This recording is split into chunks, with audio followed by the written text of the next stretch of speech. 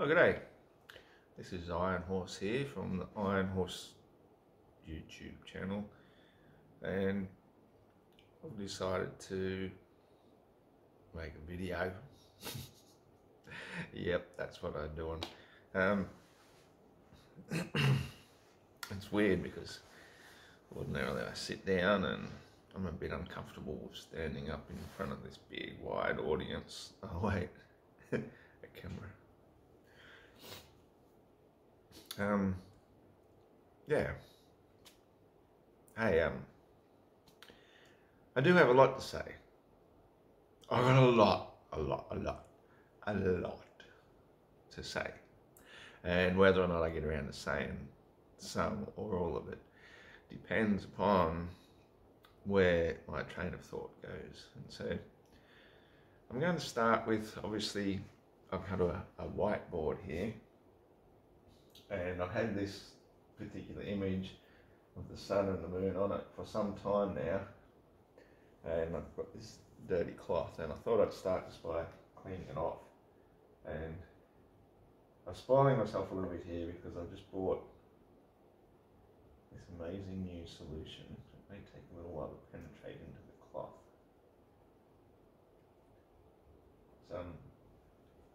We know it as hydrogen peroxide, which is a form of bleach in a way.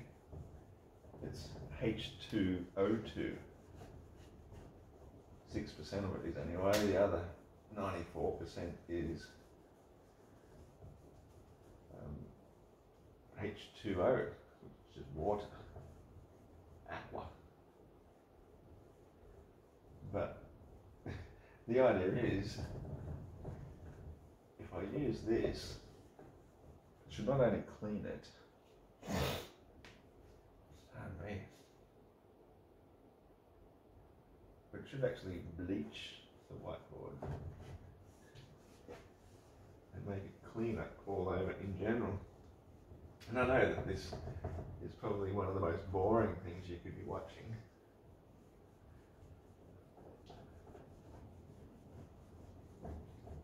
So that's why I'm recording it for your entertainment. Yeah, we'll see what happens. I bet by the time this video is finished, the cloth here will be bleached white. That orange colour will be out of it. That's part of the process. Now, for those who know me, that's practically nobody. Oh no, I just got a bloody message up from work. I think I can ignore that. Oh, hang on. I'm trying to use a tripod here to get the best angle.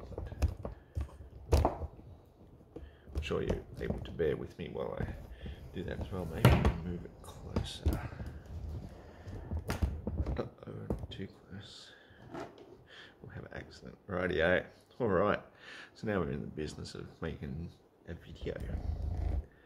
Can't leave out the moon calendar. And of course, every time I have to remind us of the pyramid refraction from just a simple three-dimensional glass pyramid, flat base, four sides, meeting at a point, how much convergence and refraction that can be seen in a single little tourist trinket.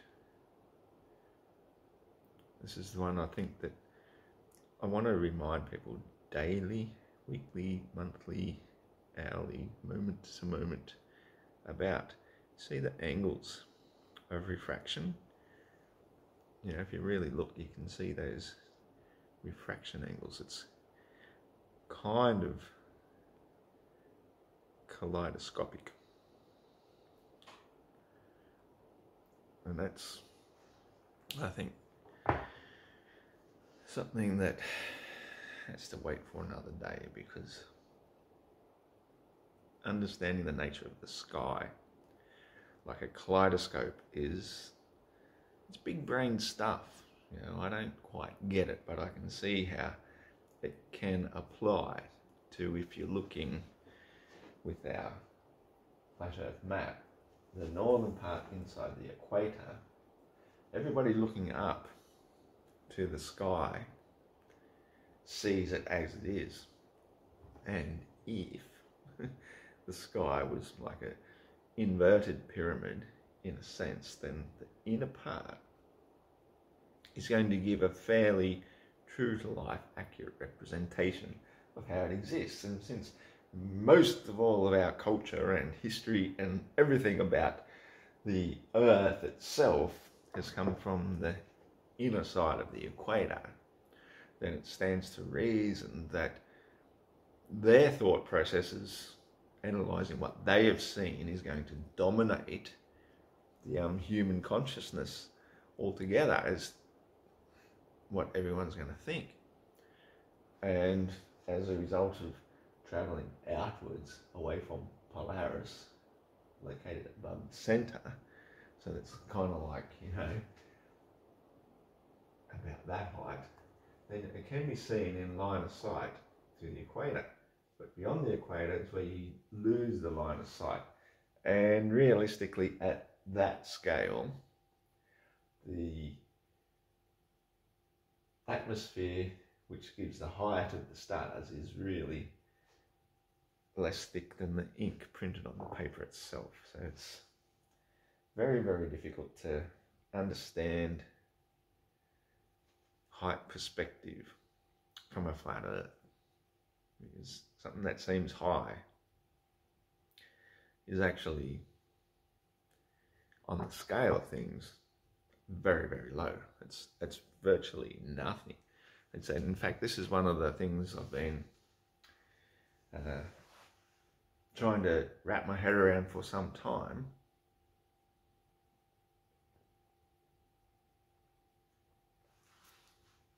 And that is the actual height of planes and clouds.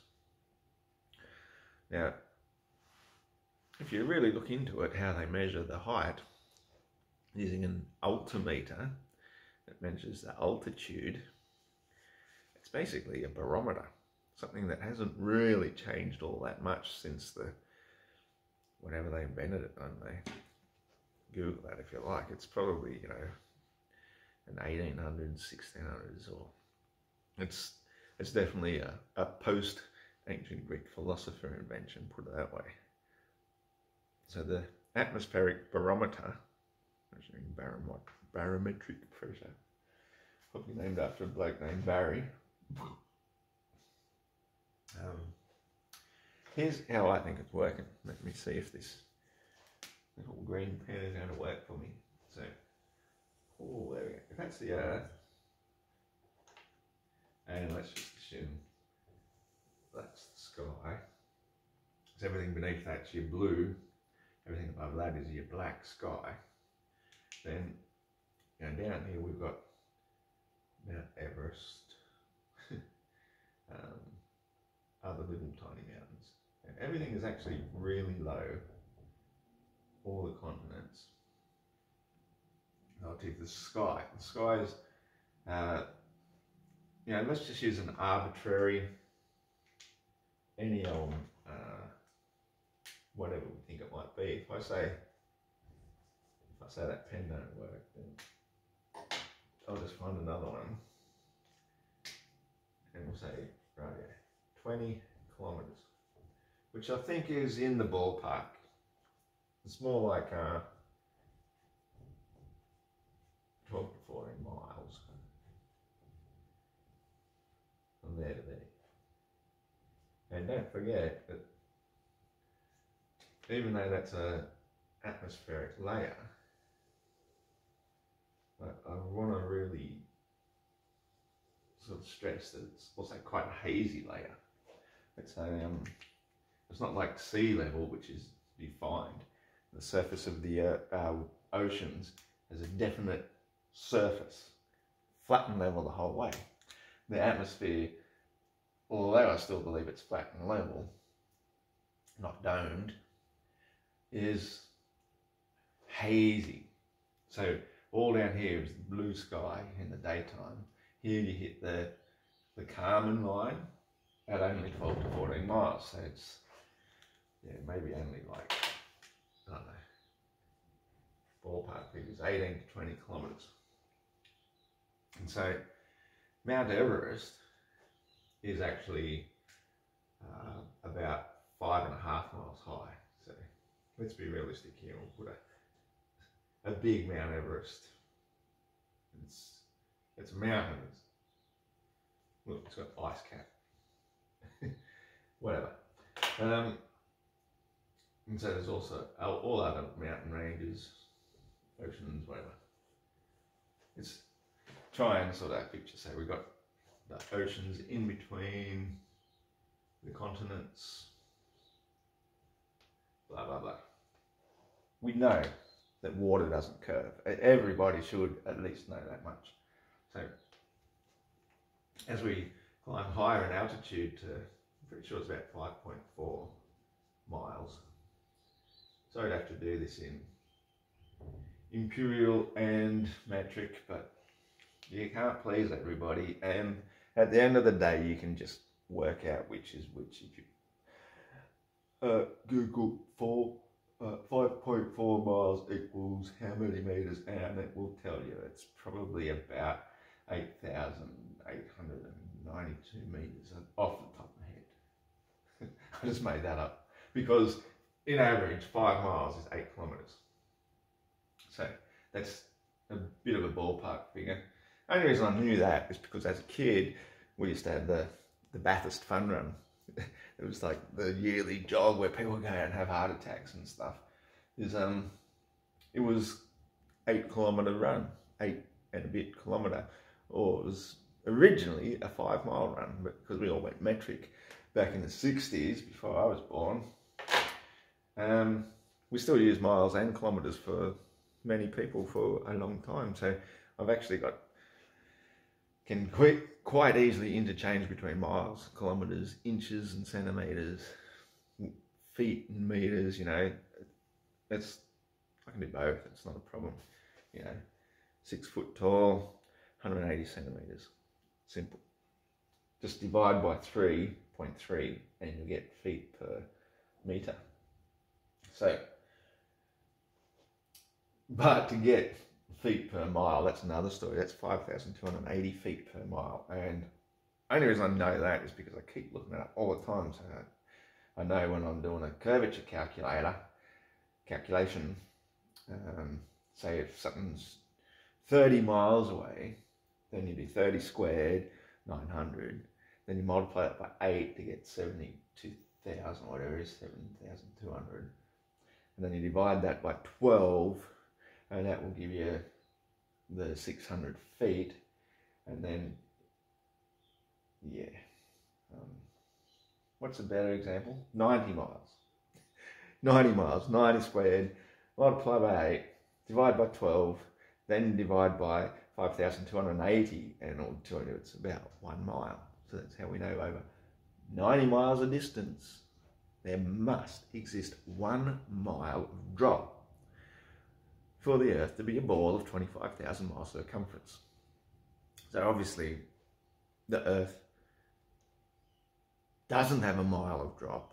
If you ever see a picture of the Burj Khalifa, the world's tallest building, massive, big, tallest building known to man at this current stage in time, give or take towers and satellite antennas,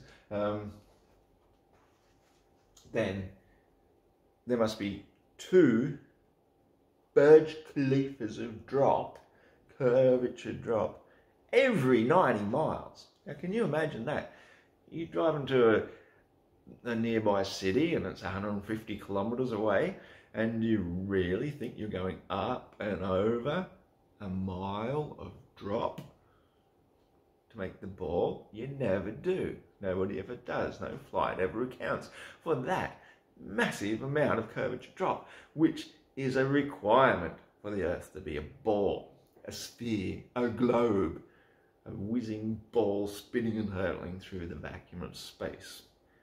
which once you become a flat earther, you know that is the most insane belief you could possibly have, and then you suddenly have a big respect for people who were previously ridiculed as flat earthers. You know, holy shit, these people know something. Oh shit, yeah, we do. You know, we set out to prove the spinning space ball in the first place, and that's how we know the curvature calculator, and how we know that we're seeing way too far, and that none of that curvature drop occurs, which should occur a mile of drop. 2 Burj Khalifas in just 90 miles. Okay, so I was now discussing the height of aeroplanes, and they say that they fly at about, is it 5.4 or 4.5? I'll have to double check that. I think it's pretty. But anyway, the aeroplanes, you know, they will fly in this region of the sky. I'm really good at drawing aeroplanes and stuff because, you know, I'm an artist for a living. They're flying through the sky at about that 5.4 mile high range. But I'm an avid weather watcher. I work outside most of the time, and wherever I'm working outside, I'm looking at the clouds. It's what I've always done. I learned to do it when I was a surfer, and learned about how the weather patterns control the surf and the swell and the way the tides all work. All this stuff I've lived and worked with much of my life. And when I look at clouds from, say, up in the mountains, say about this high, they're not even that high really, like in Australia. Our highest mountain probably wouldn't be that high. So let's pretend this was Australia. I'd have to draw it. You know, the east coast sort of goes, well, we can't do it in water. It would be watercolour. Use earth colour.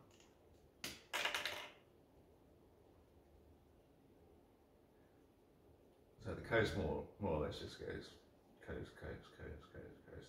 Mountain range, mountain range, mountain range. Flat. West coast. And then we can, actually Australia's pretty big. Let's do it all the way to the west coast. There we go. So it's flat, but we got Uluru there, a little bump in the middle. So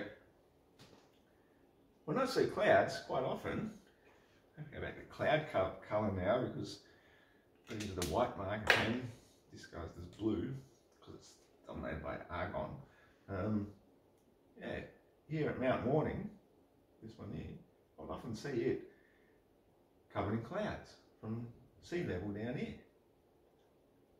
And it's only, off the top of my head, about 1.2 maybe kilometre to 1,200 metres. 1,200 metres high, and it's covered in cloud. So these clouds I'm often seeing here in the mountain ranges are even lower. So I'm saying that a lot of the clouds that we see are often only 500 to 800 metres high from the surface. Now, not exactly at the coast, but inland a little bit, where we're only 500 to 800 metres ourselves above sea level. That's their height.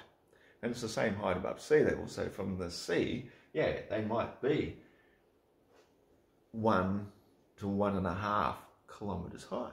Now, most planes that you see flying, you only see them fly to about the cloud level. Sometimes they will come in and out of the clouds at that height.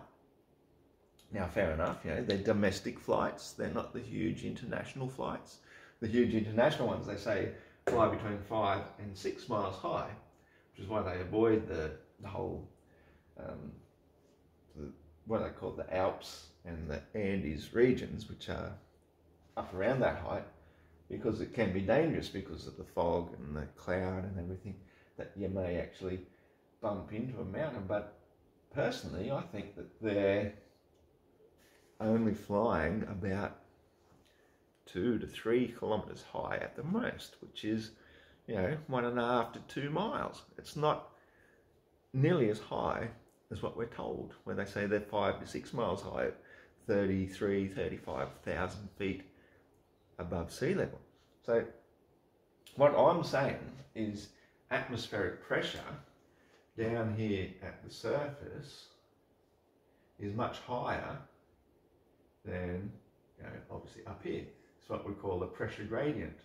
So we've got the pressure gradient from here to here, and we'll say down here it's 1 atmosphere, 1 atmos is about, it's just under 15 psi. Don't ask me what that is in kilograms per square centimetre, because I cannot work that out at the top of my head. But let's just say, if that's 15 psi down here, then it's about 13 here at, what did we say, 2 kilometres. Pounds per square inch over kilometres. That's so flat earth Aussie. Right, yeah, so by the time we get to 5 kilometres here, I'm saying that we're looking at more like 10 or so. Let's just say we've gone from 15, 13, 10, but then around here, where we've only gone another few more kilometres, it's actually going to be like about 5. And then we go to about here, another 2, so we got to 9 kilometres, it's going to be about 2. Or, you know, 1 at 10 kilometres. By the time we get to 20, we're virtually at 0. So you can see it's exponential. 0, 1, 2, 5, 10, 15. So down here where it's the most dense, it's not like water pressure gradient. So, you know, when you've got a swimming pool and you've got your water level across the surface, then 1 to there, 1 to there, 1 to there, 1 to there, 1 to there, 1 to there. So that's 1 atmos. Then 2, 3, 4, 5, 6. So, you know, once you get to that depth, whatever that pressure gradient might be, that will be the same amount per linear meter of drop. It will be a steady level drop like that.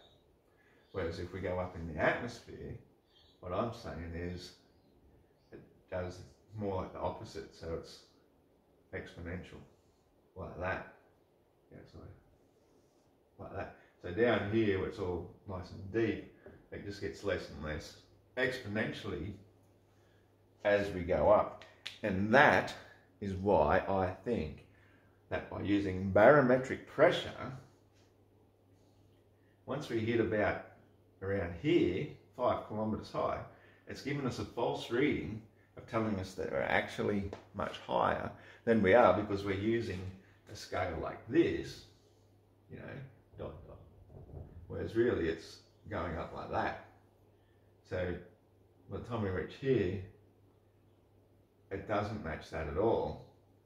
This to this might be like 1, but here it'd still be like 5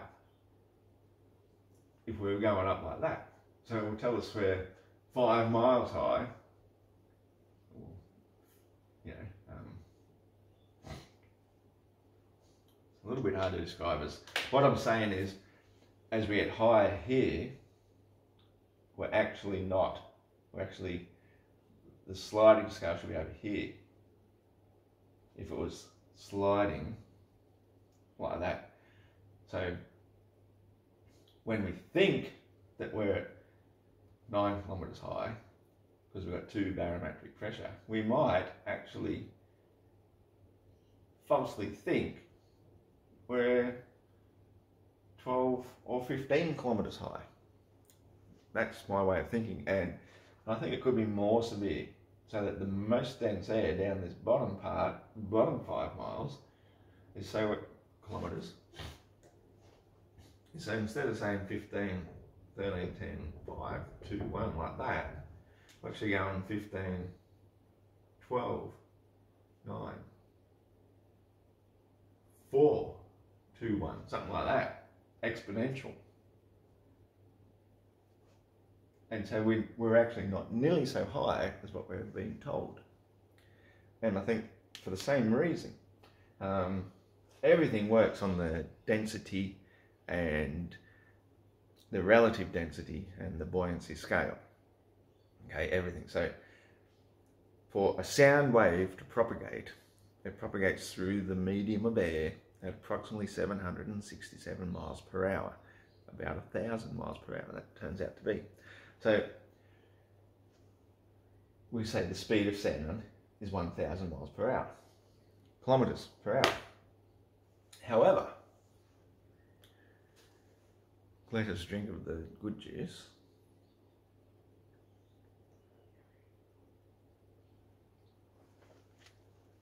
If we are to create sound in the water layer, of course it land underneath water, that sound is amplified. Amplified. Now that's a pretty big word, you know, in the music industry you need an amplifier. A radio must have an amplifier. It receives a signal and then has to amplify it to make it audible. And sound, as we're told, has volume. I find that quite interesting because what else has volume? Well, mass has volume. How can sound waves have volume? And the greater the volume, the louder it is. Well, because in water, it's more dense. So per volume, it has more mass than air. And so a sound underwater is amplified and is much louder to our ears. So sonar waves can travel much, much further in water, the way whales and so on communicate, than it can through the air, because air lacks the density to allow the waves to propagate. So again, I say the same thing, that all energy is vibration and frequency. And so radio waves and microwaves are all tiny invisible waves of the air waves. I say the same thing with that as well, so that if the speed of sound at sea level is 767 miles per hour, then it as well will decrease exponentially as it gets higher. You know, even that curve I think needs to be exaggerated some more with this pen. Let's use the exaggerated pen, and so it's more like this. It goes up really quick. You know, it's not as gentle as gradient as that. So all air waves, radio waves, they all propagate across the surface, you know, and then they spread out. But as they get up here, they sort of do that. They've spread out because, you know, they still match from down here, but then before they bounce off the ionosphere, which is the ionized gases of the atmosphere, so it's not nearly as high as they tell us. They've always been trying to tell us it's 62 miles high. That's actually the firmament right above it all. So from there to there, as I said, is that distance. Well, from here to there, now you're looking at least another 50 miles, just to try and add a little bit of scale here. That's this high, that's that high. So once it hits the ionosphere, then it can bounce back off and propagate all the way to Hawaii. But once it hits up here, this is like the void of space area. You don't really need a swimming pool in the sky now. This is the void of space, the area between firmament B, that's definitely firmament B, blue sky, you know, down there's blue, up there black.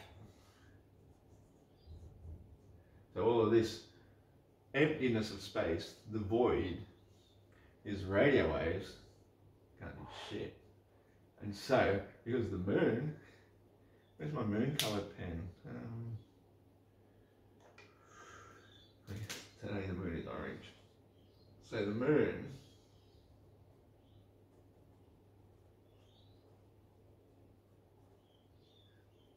up 70 miles high above the firmament, underneath the firmament, when they send a radio wave up to it, by the time that radio wave then gets all the way back to, oh, it should be like boom, boom, boom, back to the transmitter, all the way back down here, it might make it seem as though it's actually gone 238,000 miles, whereas in reality, it's gone about 20 miles, and it's gone through a void, another 50 or so miles, where there's just nothing for the waves to wave through.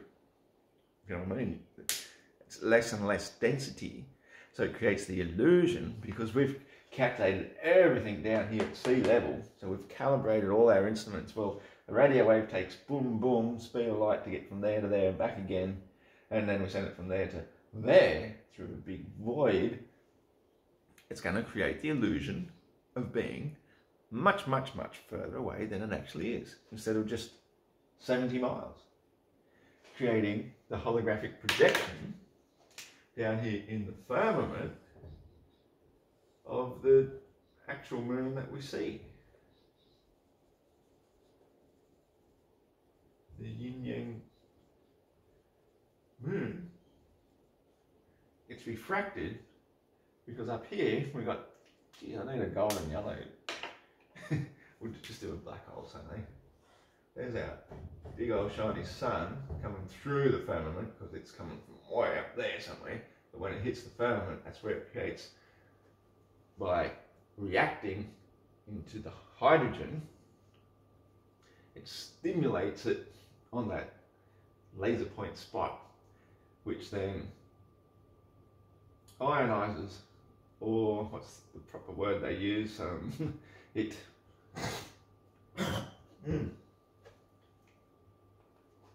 pardon me, it'll come to me in a second.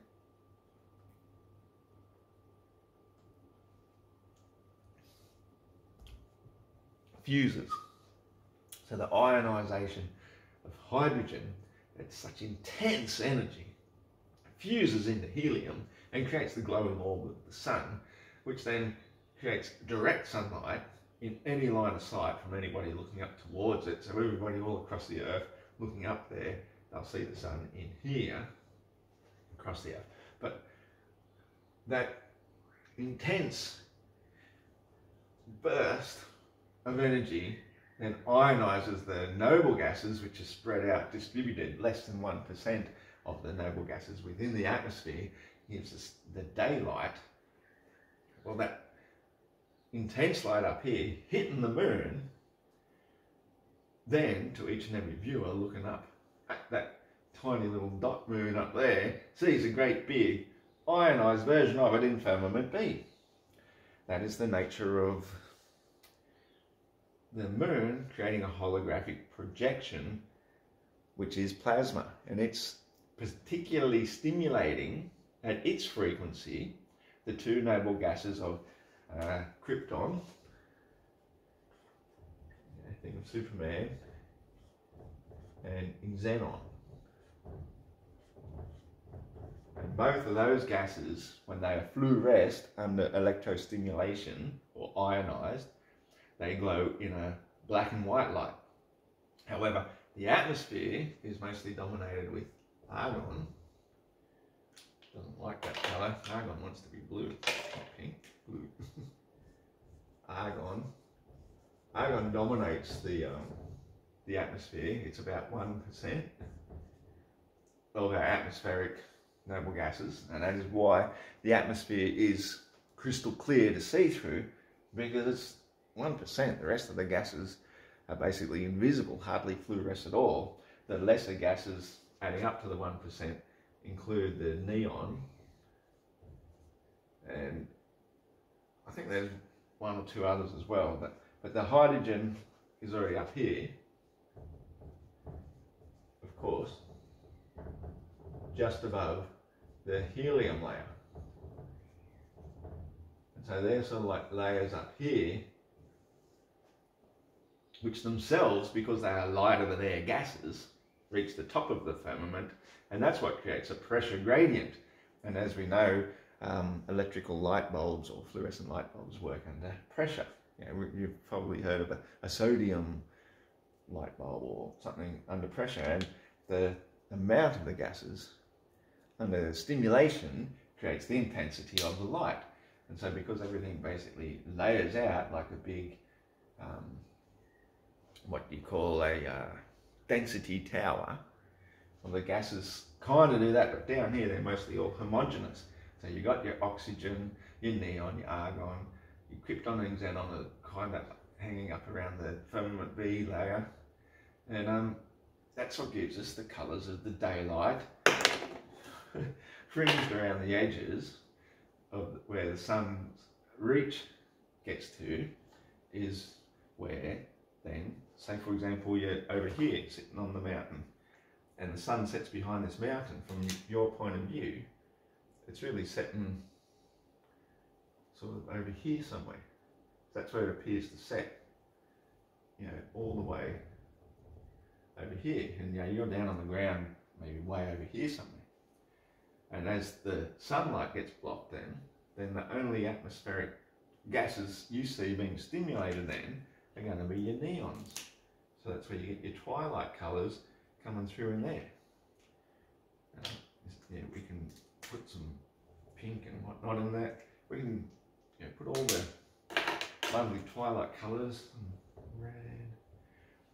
That's what you see at twilight, because you're so freaking low. That's the one, another thing, a lot of people ask, well, where does the sun set on the flat earth? Because, you know, if Earth's only, the equator's only 25,000 miles around there, well, have a look. Yeah, that's the United States of America from there to there. That's Australia from there to there. Like, I don't know if the actual widths are genuinely to scale, but it doesn't matter. Find your location. If you live in the States, you live in South America, you live in Africa, you live in Australia, just New Zealand, Japan, India, Madagascar, doesn't matter where you live. Find your location on Google Maps. Find your personal specific location and have a look then where you live. Go outside.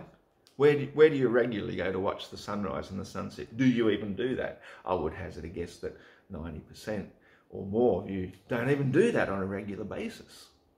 I mean, I'm very fortunate where I live because it's so open and flat. I'm down in the flatlands, as we don't actually say ever, but that's where I am.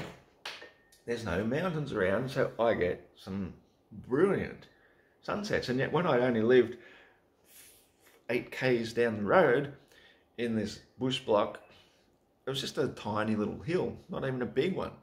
But by, you know, an hour before sunset, the sun had disappeared behind this tiny little hill.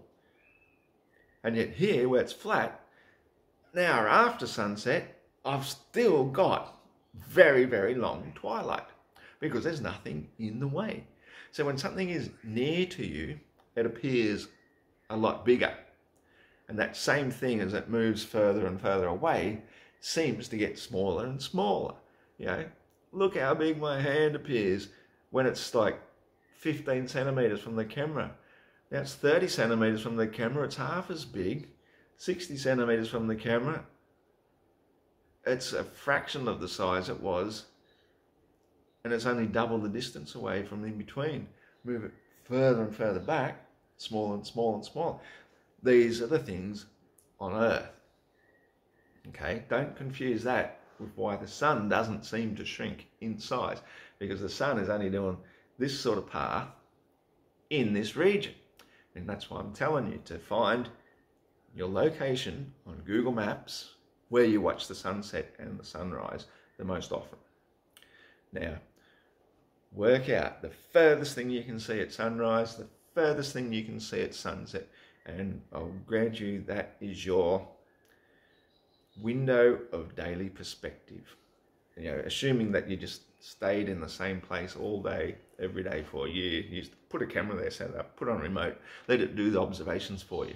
That is your window of perspective that you have got every day from dawn till dusk. Now, you look at that on Google Maps and you start zooming out, and it doesn't take long before your window perspective is such a tiny speck, you may as well be a dust mite in the bottom of your carpet watching the light of a vacuum cleaner pass over once per day, because you are so tiny relative to the size of the massive, massive Earth. It's huge. The sun only gives you 50% of daylight per day based on the fact that it is actually so high in the first place.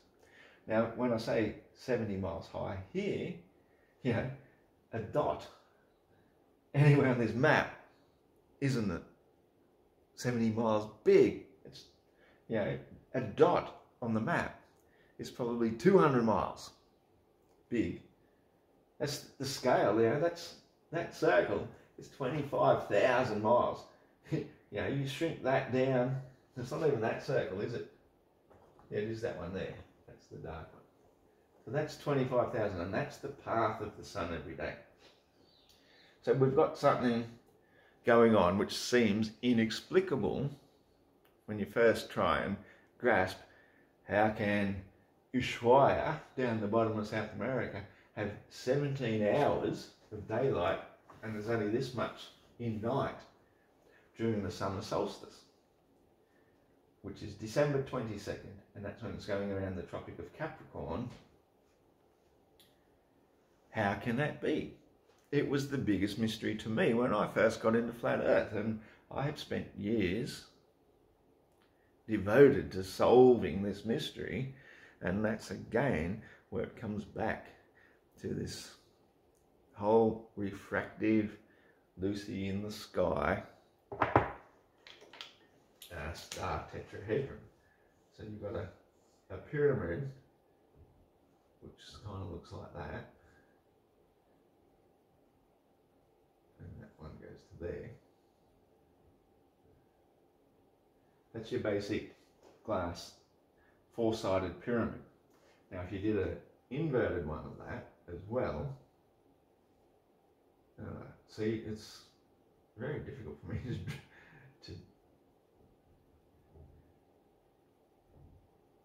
to even envision it, how to draw it. Yeah, 2 3-dimensional shapes joined together, it's bloody hard. I'm just going to draw it as a simple 2-dimensional shape. Maybe I can fill in the blanks afterwards. So we've got one this way, and then we've got one that way. So then if we made them 3-dimensional each, there's intersection points there and there, equinoxes, Tropic of Cancer, Tropic of Capricorn. But because it's closer, this one appears a lot bigger.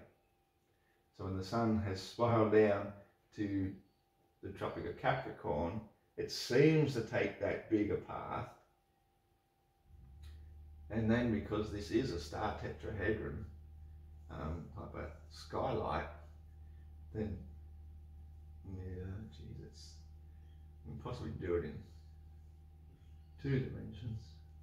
A 3-sided triangle, it's hard to do in 4.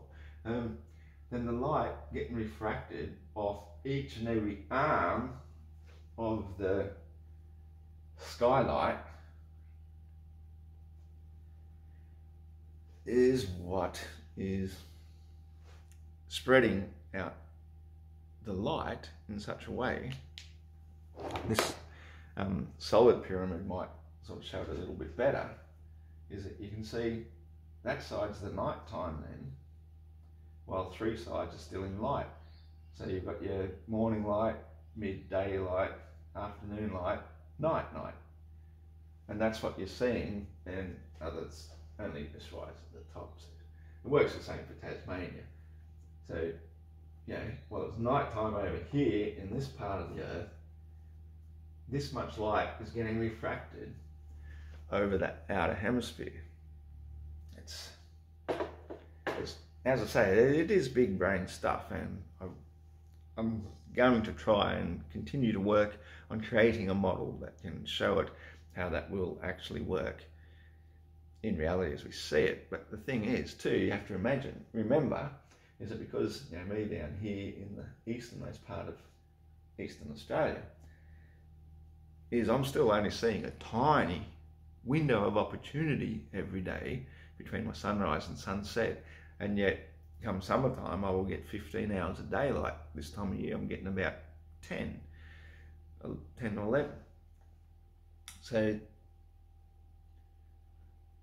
the reason for that being now, the sun being higher, further away, refracted through the skylight, means that the people in the north now, they'll be seeing the 24-hour sun because the sun is high. So it's making what appears to be a smaller circle above the earth, only because it's higher. And then as the sun wraps around and comes down, perspective then, we're looking at this without perspective. If we use perspective, then it would look more like that for the high bit and like that for the low bit. And lo and behold, the Freemasons would be very upset with me for representing their model like that, or like that. Lo and behold, you got what looks to be a bit of a Freemasonic symbol. And what do they call this set square? Where the sun sets. And this is the path of the sun, the all-seeing eye. We see it rise, and then we see it set. Hence the set square. It's a perspective symbol. It's probably not even done in a way that can be seen. So let's try it hard and do it in black. Where do we see that symbol? All the time. Every Freemason, every astronaut, every where you look, every town, even in Australia, every town that becomes a town on the map has a Freemasons building. You always say it's got the two pillars. I forget the names of them. Some people focus on names of things. I just focus on other more important things. But the two pillars of the whole foundation of Freemasonry. In fact, here's a good one to do too, is have a beer, get some breath.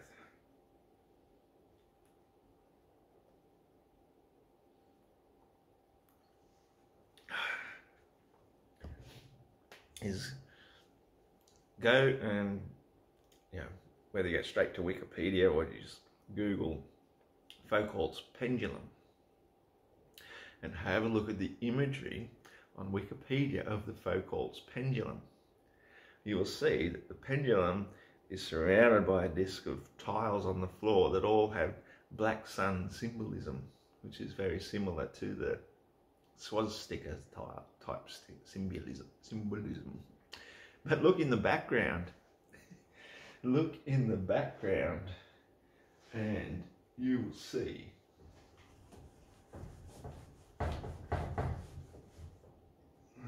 that's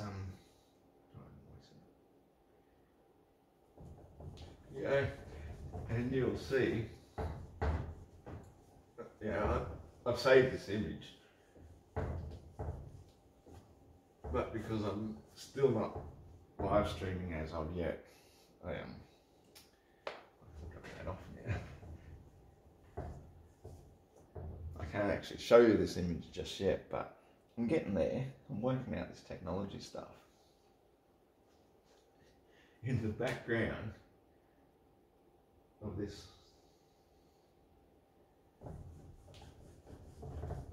it's just a bit damp still. So you got the Foucault's pendulum. It's sort of, oops, dropped it. Going around the floor. Yeah, I think the board's still a bit damp. All right. well, we can just use our imaginariums and find a paper towel. It will soak it up.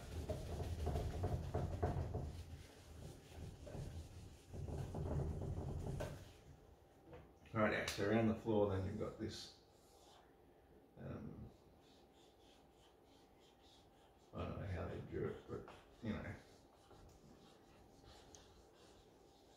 that sort of imagery. Whiteboard marker, cool. And then in the background, you got all these pendulums. You got all these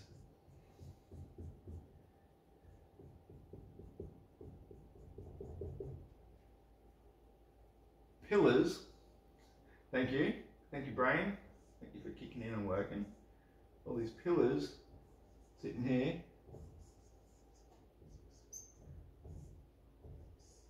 Flat top pillars, and sitting on top of those pillars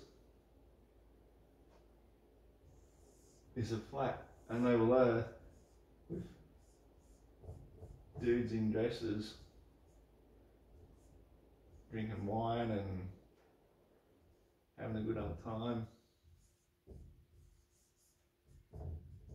standing on the flat earth, sitting on pillars in front of this swinging pendulum, knocking down.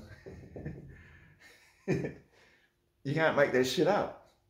It's the image of a flat earth under a dome, sitting on pillars, right in front of the Foucault's pendulum. Have a look at it. If I think about it and remember to do it and get back to it, I'm going to upload that image that I screenshotted off Wikipedia as the thumbnail image, because that's the only way I can currently put images into videos, because my video editing skills are as good as pressing pause and start again. At this stage, I'm working on it. I'm getting there. I'm going to start using that program shortly. So if I get the images onto my laptop, which is a new laptop because the old one died, once I get some images saved onto it, and you wouldn't believe my luck with technology, eh?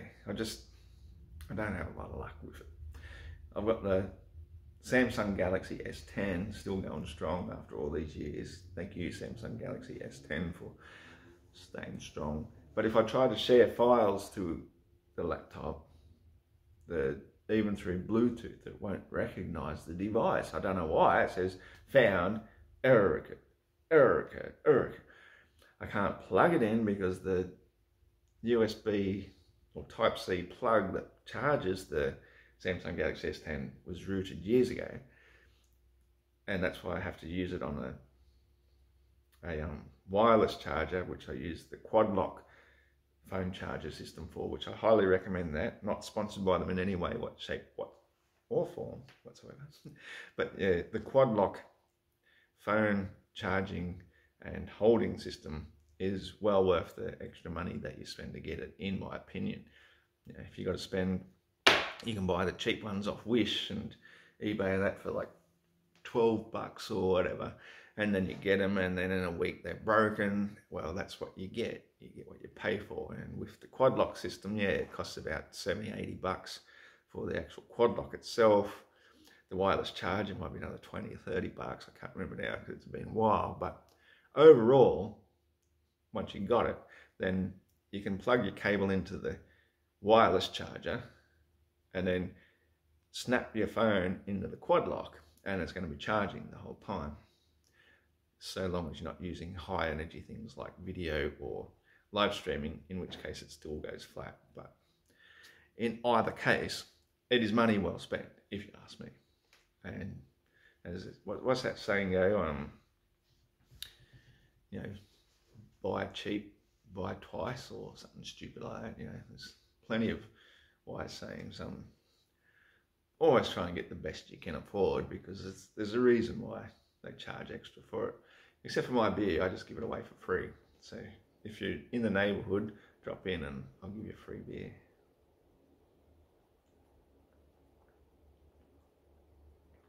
In fact, now that I've got the technical side of my discussion out of the way, now I'm going to discuss what I came here to discuss in the first place.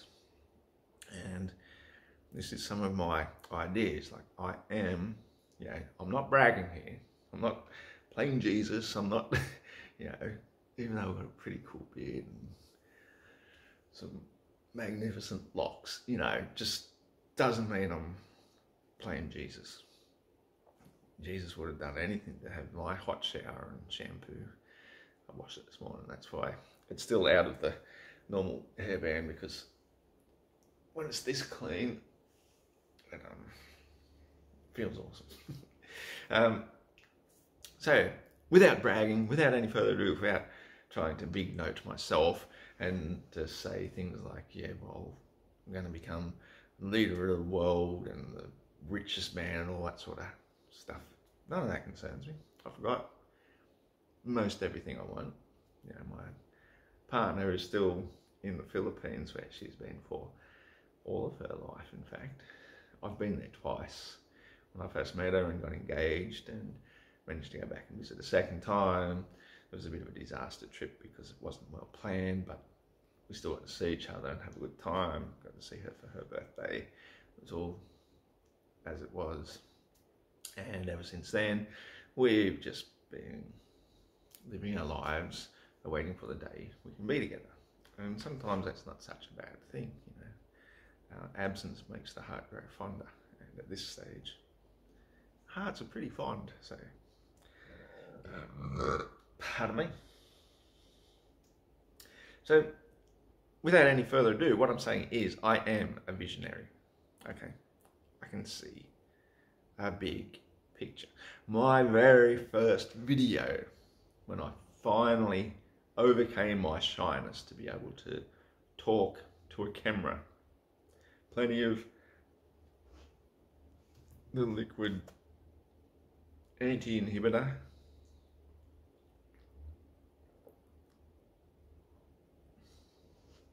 this is a really nice one too. That one I made back then was dynamite. A very, very dark beer, almost like a stout. So much inspiration put into it. It had all the spices, way more than what I would normally make. What I normally make it now is I use a couple of tablespoons or whatever, but I made that one to a recipe whereby, say if you're making chai tea, and you're making a 60-litre batch of it, I added that amount of the spices to it with the raw honey and with other things like maca and various herbs, all legal ones that you're allowed to buy and use. A huge experimental one, but this stuff was absolute dynamite. Every bottle I opened had to be over a sink to catch the froth as it first came out, and quickly have 2 glasses ready to catch it. Because once it settled, you didn't lose too much in the way of froth, and you got this thick chocolatey, and it had chocolate in it, and coffee, it had everything. It settled, and in some way that potion changed me in a way. It was very strong alcoholic wise as well, but the alcohol is what allows there's a word for it too, I'll just use the one that comes into my head, which is the medicinal quality of a plant to be extracted and available to the human body. So I just made like a super duper potion, which at the time, the mindset I was going through over years and years, and this will go back even to the time when I was still married to my ex and had young kids. And one of the biggest reasons she thought I was a bit of a nutcase, and I wasn't, but she thought I was, because I see chemtrails. When I first heard the term, I thought that's a bit weird. Byron Bay is well known for its alternative hippie crystals, that sort of alternative healing, all that sort of stuff. So that's what gravitated me towards there in the first place. I was going to become a naturopath, but I didn't. I had a pet store. I ran the pet store. I had kids. I had the wife. I had this thriving business, which after 4 years of still cleaning pubs at 4 in the morning, you know, dirty, filthy, stinky nightclub type pubs that just got trashed every night. I'd clean them in the morning, race home for a quick shower, race back to the pet store for the opening at 9 o'clock and work a full day there. Do that every day, 365 days of the year, but more or less. No break. Every day is just work, work, work, work, work, work, work. View chemtrails. And when I first saw chemtrails, I thought, no, it's ridiculous. Because part of me was telling me, you know, my intuition was saying, they're controlling the weather. And then the other part of me says, no, that's impossible. Earth is too big. They can't control the weather. They can't. And eventually, my personal observations got me very, very curious, because I was watching them starting to spray regularly, daily. And I noticed that my herbal preference of choice back then, which I loved, you know, I smoked every day a little bit of chuff, you know, a little pipe or a little bong, whatever. I was never a heavy smoker, could never afford to be, until the business started thriving, and all of a sudden, well, I could afford to buy an ounce at a time, and all of a sudden I didn't have the urge to smoke it as much. But at the same time, that also occurred when the chemtrailing started getting quite intensive, and because everybody around here grows outdoors, organic, good, sun-grown, rain, the good gear, the aluminium sulfates in the atmosphere were actually chemically changing the composition of the THC in the buds. And I noticed it, I felt it. And at the same time, the kids are getting a bit older, they're starting to notice that Dad smokes a bit, and so I thought, well, I'm running this serious business here, I've got kids, I don't want to have any conflict with the law, so I ended up giving it up around that time. And the only thing that I could replace it with was, you guessed it, the legal thing of alcohol. And don't get me wrong, I've always drank alcohol as well, but I drank a lot less back when I used to smoke a bit of herb.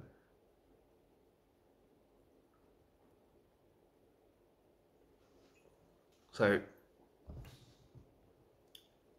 as it turns out, I probably wasn't as nice of a person being a bit drunk as opposed to being a bit stoned. And I don't really like the term stoned or high or any of those terms. I think that they misrepresent the effects of cannabis on the human system. They make you happy. They can make you stoned and paranoid and all those sort of things, but it all depends on the circumstances, who you're with, your vibe, your personality, how you are as a person. And for me, it was just perfect. It was just ideal. It made me calm, happy, healthy, hard worker. It's great for the working class. You know, that's why they're allowing the cannabis to come back in now, because it actually is good for us. You know, it makes us more content. And if you're a labourer especially, you know, you're going to have a couple of cones before you go out and dig out a palm tree, for example. Before you know it, you've done 2 hours of hard yakka and you're feeling all right and drinking plenty of water. You got the job done. And that is, you know, they even noticed that back in the day, before Prohibition, of course. I'm getting way off track, but I will mention that quite briefly, is that, you know, in that that documentary of Reefer Madness, where the farmer was saying that, yeah, my slaves, they used to mix the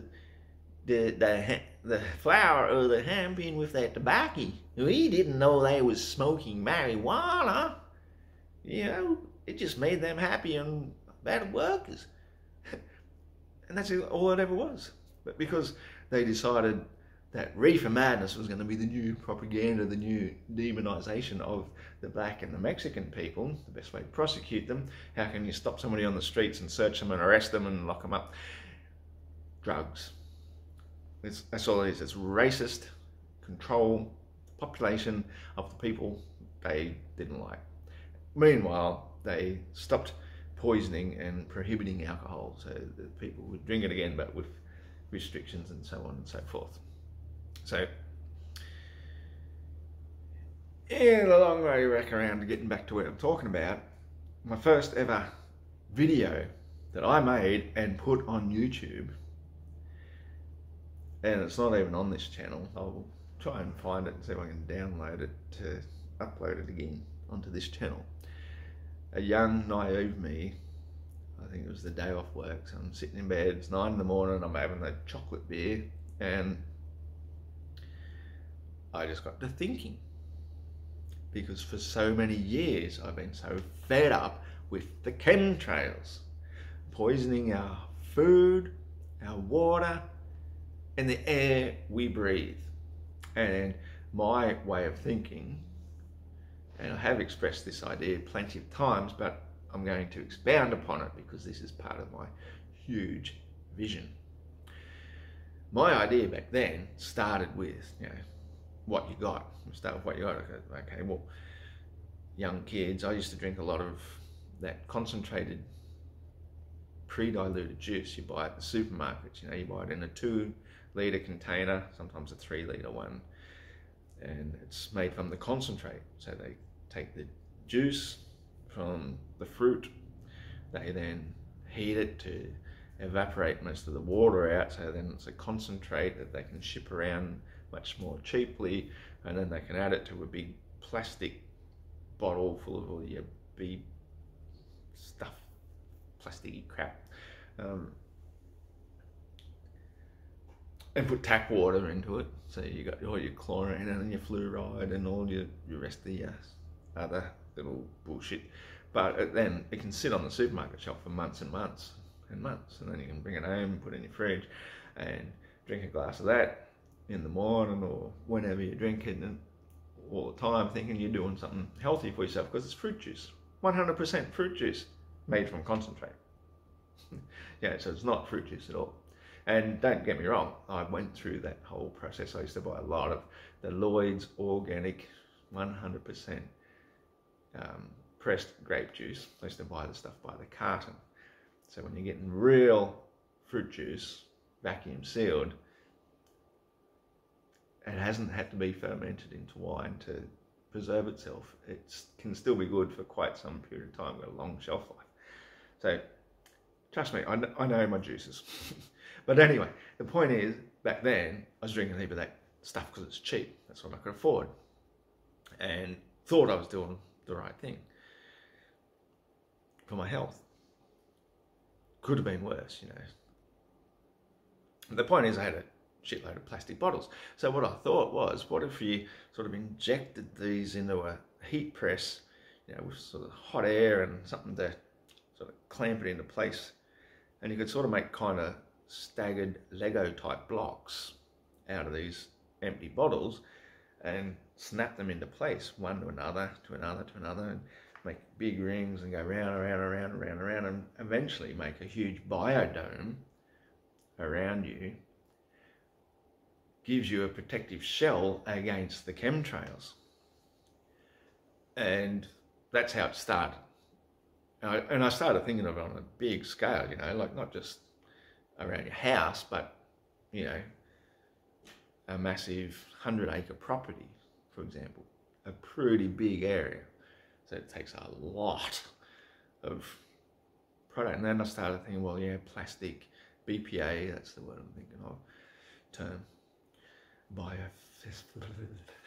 Shit, acid, crap, toxins, is that then why not use glass? I love glass. I drink out of glass. I bottle in glass. I won't buy canned drinks very often. I will buy the odd stuff here and there, but mostly speaking, I'll drink it out of glass.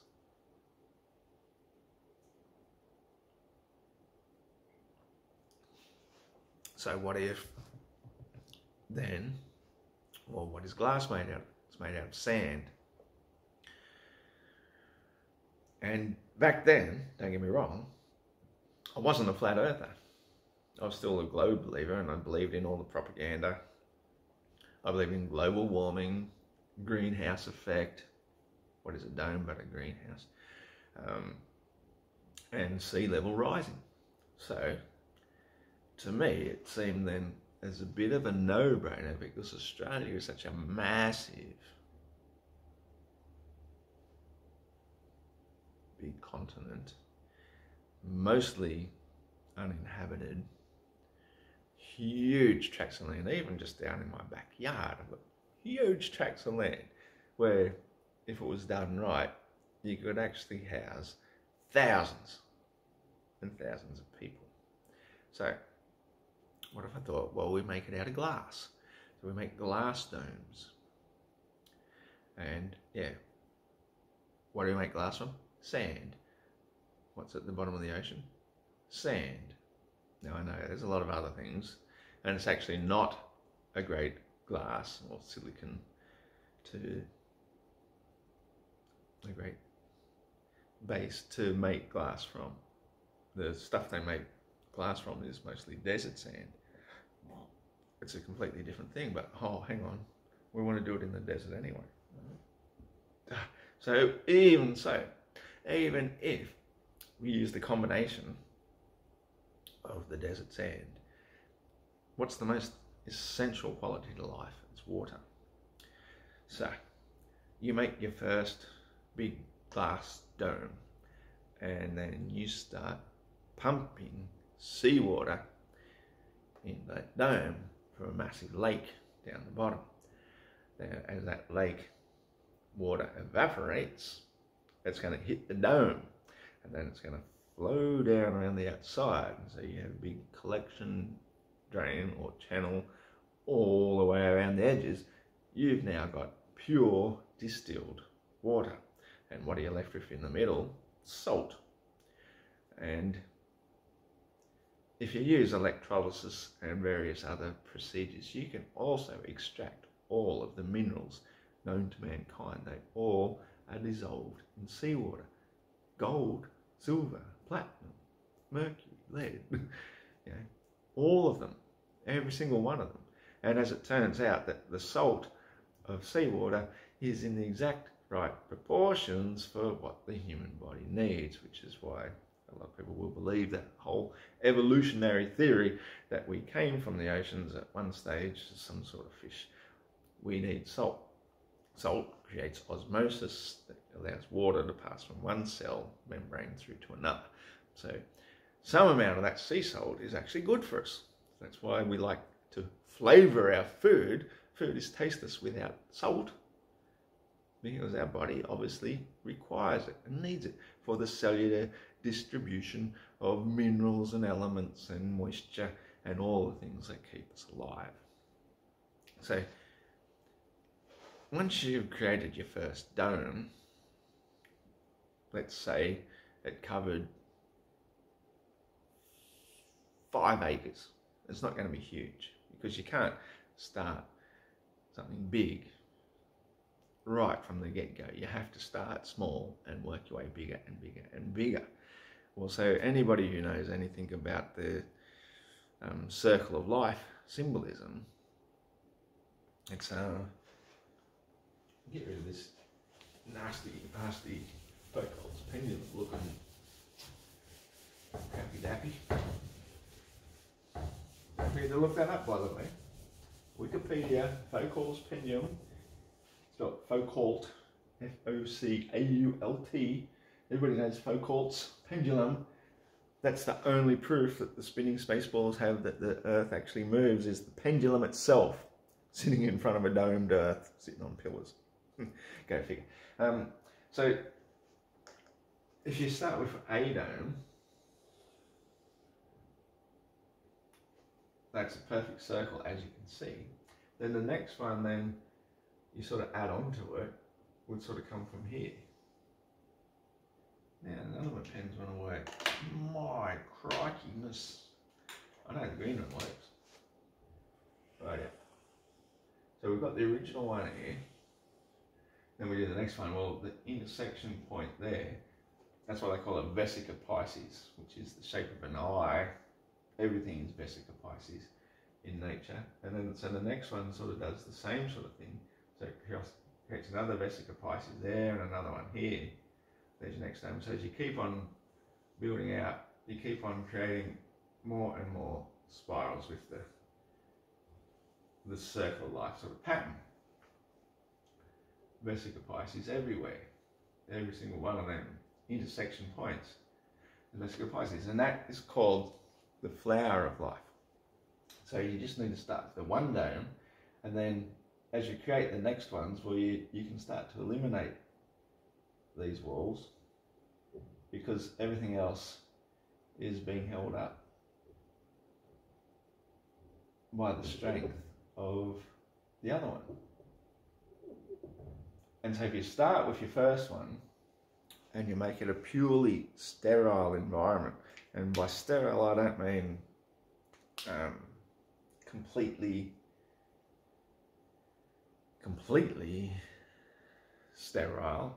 What I mean is you've eliminated parasites, pest insects, pest species, the worms, ticks. Mosquitoes are actually useful, so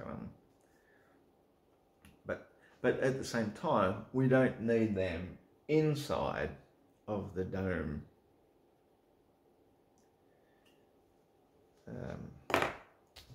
I think you would call it healing centres, places where you go to get healed. So you can't even enter into the first one until you've done a full detox. You've had every parasite removed from your body, internally and externally. And then once each subsequent one is built, then it is also built to sterile requirements. And so eventually, once you build a whole massive realm of interconnecting domes built in a sterile, disease-free environment, you've almost created a perfect Garden of Eden type situation. So all the food you were growing inside of it is cleansing the air and taking your wastes to rejuvenate the next crop, to refeed it. Yeah, I've got all the plans for the aquaculture, the permaculture, everything it's pretty straightforward, and you can do it on a massive scale because once you're within an enclosed system, you've eliminated all your pests, all your things that you need to spray chemicals for, all your weeds. None of them exist. The only things that exist are the ones that you actually want, and you're growing them on a pretty large scale, and you can actually build them also up in a stepped pyramid type system so that they take advantage of the most sunlight. And then using aquaponics to water them, you don't even need soil.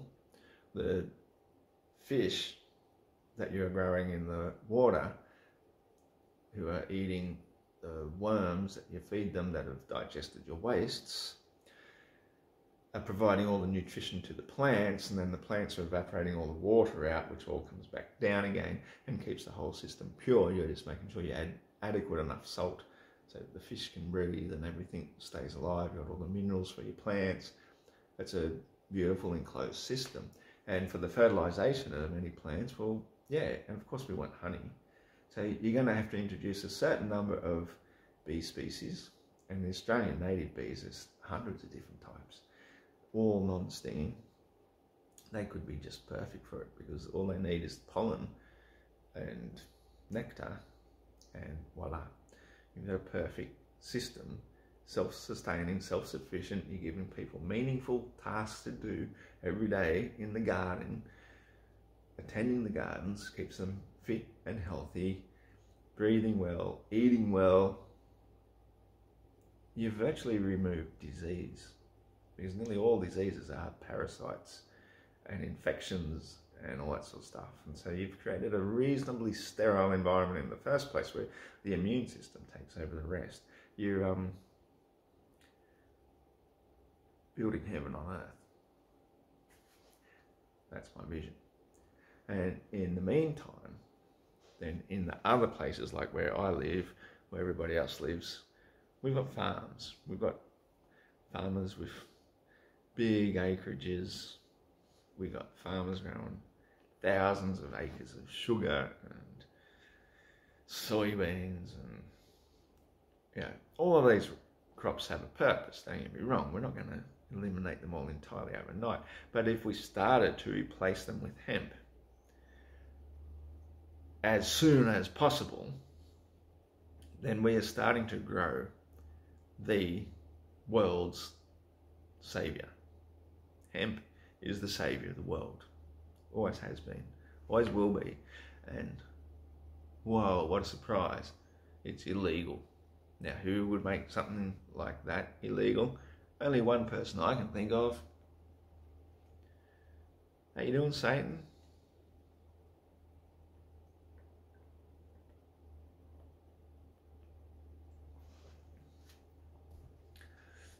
But obviously it's not just you alone, is it? It's all your minions. And all your minions are your chosen people. And all your chosen people are making shitloads of money off of the things that are destroying the earth. Oil, cotton, paper, rubber tyres, rust bucket cars, everything built with inbuilt obsolescence for your chosen people to suck the wealth out of the people living on the land who just want to live a good, happy life. We don't ask for much. And we've been pushed to the stress point, which is why inevitably somebody with a vision has to come along and fix this shit. So, yeah, I have a grand vision. So those domes are just a tiny fraction of what I've got in mind. If we start growing hemp, then the first thing we do, well, we're going to grow them for seed. And what do you get from the seed? You get oil. And the hemp oil is the reason why the diesel engine was invented in the first place, to run off vegetable oil. And hemp, being the greatest producer, meant that farmers could run their tractors, their generators, all those things off biodiesel, hemp oil, and basically the crop itself is going to make it carbon neutral anyway. The carbon that you're extracting out of the atmosphere and the soil is far greater than the amount you're putting back in by burning the oil as a fuel. And it's a fairly clean burning sort of fuel. It's from nature, it's not from petroleum products, which is very toxic. So you've got your fuel to run your machinery and generators for all your electricity. You know, you don't need solar panels and wind turbines, that sort of stuff. Like, they're great, don't get me wrong, they're useful, and the batteries and that, but you can just have a big tank in your backyard which you are constantly replenishing with each season's crop of hemp oil, just to run a diesel generator, which is enough to run a small town in every household backyard. So, and it's solar powered. All the power to grow hemp. It's Mother Nature, the sun, the earth, the water, and the gift of hemp given to us by Mother Earth. So that's the biggest part of my vision, is to grow hemp. And that's the first thing. The second thing is all the fibre. And all that fibre, you can start making clothing. Remember your old grandfather's shirt? It was a hemp shirt. It lasted for generations. Hemp clothing lasts and lasts and lasts. So we can start a whole new business for people to start manufacturing clothing and associated products. Canvas The Dutch word for canvas is cannabis. So canvas comes from the hemp plant, cannabis. All the famous art, all the old Bibles, all that was printed on hemp. Made on hemp, made on canvas. It's all hemp. All of it, everything. You look at all that ancient architecture. That is how it was made, because the inner herd of the hemp plant, the stem of it, the inner herd, the pith, you don't want to take the pith out of it. That stuff, ground up, mixed with lime and local rock dust, petrifies into hempcrete, natural concrete, hempcrete, which over a period of up to 50 to 100 years does turn into stone. So all those old buildings look like they're made out of big carved stone, granite, limestone. Oh, you put lime in it. All that stuff was made as a slurry, poured into molds, and that's how you got big granite columns, all these things. It wasn't carved. They weren't lifting it using horse and buggy technology and pulleys. They were forming big forms, forming forms. Wow, what else would you form? Form a form. If you form the barrier to hold that crate in place while you pour it, let it set, move it up a notch, pour your next layer, move it up a notch, pour your next layer. The pyramids were built that way, for crying out loud. Yes. All that ancient architecture, those stones that look as though they're carved and fit perfectly into one another, hempcrete, hempcrete. It all comes from hemp. That is the saviour of the world. And while I'm at it then, what I'm saying is we got to use that same technique, and we've got the machinery and the stuff to do it now. Now's the time to be doing it, is we start looking at every waterway, every canal, every stream, creek, dam, you name it. Now is the time to start from the ground up and start, right, there's a creek there. Let's start building some reinforcement walls, and let's start excavating out then the interior of the creek to make it deeper. And then every time you build another wall, you build the next one a step wider with a little bit of a slant, and then you go up and another slant. I have expressed this before, and I shall do it again, because if we do it properly, every single stream, if we start with a little stream like this and we start building a wall here, then the next one, what we do is we, it is really tricky to draw. So you got that slant happening there. You build it so this one is kind of like this, but down. And this one is kind of like this and down. So each one of these, where the water is flowing through now, and meanwhile down here, you're building it more and more sort of upright. So you're keeping the cows out of the water, because there's nothing more that cows want to do is to get down into the water and drink it.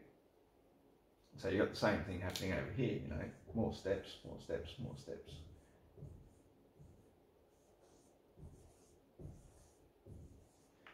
So what you're doing now is you're preventing the erosion of the land running into the water. So then when it floods, we'll get it right there, isn't it? Red, blue, red, blue. So when it floods, then, as the water rises, it spreads out. And then it rises to the top here. And then the next level, well, it can rise all the way across to here, and you've still got a massive amount of water contained without being dangerous. So if any animals or children or whatever did fall into the water, they can still easily climb out, but there's less chance of them falling in the first place because you've got a big barrier stopping them. And you've got the land prevented from eroding. So every time you grow a crop down here, you grow your crops, and then you put them back into the soil, you grow the soil up, you grow the soil up, get the soil up. So instead of rushing into the water, eventually, what are you doing? You're saving the earth. You're stopping it being washed away into the streams, into the ocean, causing the oceans to rise. So you've stopped erosion, you've stopped the cattle getting into it, you've controlled the flooding. So even as it gets higher and higher, every year you're adding another layer to this wall. Eventually you can hold a major river system where once previously there was just a tiny little creek flowing down into the other river systems. And so over a period of time, yes, we're going to lose a little bit of land, sacrifice to the size of our waterways, but in another 100, 200, 500 years, people will look back at this and say, man, that guy was a visionary, because now we can sail boats up and down what were once little streams, and our cities now are built up at this level. And we've got, you know, big bloody houses and stuff up here. And the boats can do all the transport that we need, because we started down here at the grassroots, where the little creeks, where the cows are currently shitting in the water and pissing in it and fouling up our streams and fucking up the world. That's how we save the world. So every hempcrete crop we grow, we're getting, you know, fuel, fibre for clothing. We got food because the hemp seed is also edible. You've got the hempcrete to create on site as you grow it every year. Mix it in with the local rock dust. You can start building up every waterway and terraforming it. And don't get me wrong, you know, you're not going to build straight canals like this. Oh no, water flows like this. And so to go from here to here, that might be like 50 kilometres, but to go from here to here, it's only 10. You know what I mean? So you've actually got 5 times more water in the same area,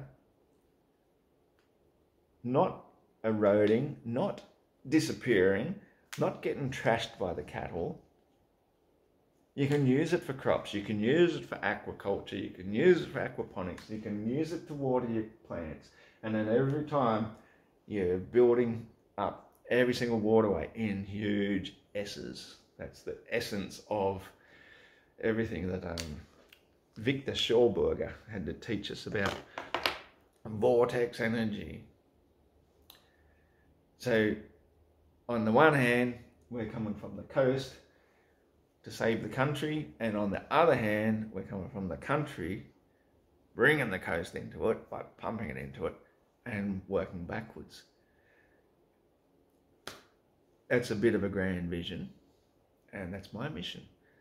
So I hope I've inspired you a little bit with an introduction to what I have planned to do to save the world. You know, I'm not special, I'm not a genius, I'm not Jesus, I'm just Ross. I'm just the guy with a plan and the will to bring it together, because I think we're all ready for it.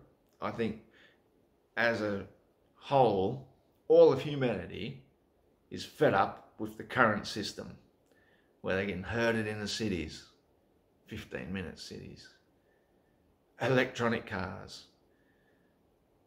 Before you know it, they will be controlling those cars. Artificial intelligence is taking over. It can think everything in advance for us. It's already there. It's about to do it. This is why we need the organic growth from the ground fighting back. The other thing I didn't mention about, which I think is very, very important, immediately important, is that making canvas out of the cannabis and growing bamboo at the same time. Bamboo makes all your structural supports. It grows in less than a season. You've got massive poles. It's grown from the earth. You don't need steel, you don't need to mine, you don't need to smelt, you don't need fire. Our fire is the sun. We can do it all organically. And by growing bamboo, as rapidly as possibly can. And there's already massive bamboo stands all over the place. Don't worry, it's already there. It's existing, waiting for us to come and use it and enhance it and use more and more and grow more and more everywhere we go. Then you got poles, and you can just make teepees wrapped in canvas, a little jet stove. You only need 1 or 2 pine cones to heat up the entire thing for the night. Do all your cooking and your hot water off a couple of pine cones, for crying out loud, you know. Little sticks, little slivers of bamboo, your used up chopsticks can be enough fuel to power it every day and night for all your energy needs and heating. We've got emergency shelter in place. We've got vacant land everywhere waiting to be utilised by somebody with a vision. So, yeah, vote for me. Don't vote for me. My system is outside of the system. As you know, I've spoken quite a bit about Olimaroa. It's going to be both a political movement and a religious movement and a spiritual way of life. So if you identify as an Olimaroan, you become immune to laws which go against nature. If you're working with nature and for nature, then you become immune to their laws. You don't have to pay taxes, fees or fines. You obey their laws, you abide by them, but you declare independence on that land. You buy it legally, respectfully, a legal purchase, and that becomes Olimaroan land. And the original inhabitants of this nation are the original Olimaroans, the sovereigns who actually own legally and rightfully all of the land. So if we all get together with a common goal of bringing paradise to earth as it was intended to be, so we can pursue happiness and health and freedom from oppression. We don't have to go to a 9-to-5 job every day. We look forward to waking up in the morning to go and working in our gardens and feeding the fish and feeding the chickens and watching all of nature evolve around us, feeding the birds, feeding the reptiles like the water dragons. You know, they can be used for pest control in your garden. They won't eat your garden, but if you throw out handfuls of mealworms to them every day, then you've got them hanging around, then they'll eat the bugs as well. You know, there's so many ways we can work in tandem with nature and not treat nature as the enemy, but as our friend. That our role is to feed them as much as ourselves. And if we do that with permaculture, with aquaculture, with sensible heads together, so that we exclude them from the ones that want to eat our chickens, for example, so we fence out the foxes. But hey, if the foxes are there, we have to coexist. We'll feed them. We won't let them thrive to ridiculous proportions. We'll create balance. And that is the true Garden of Eden, which I think we are all here as co-creators. What we're here to do. So, I'm Iron Horse, and I'm here to stay. That's my vision, and I've got so much more. Thanks for watching, and I'll see you on the next one.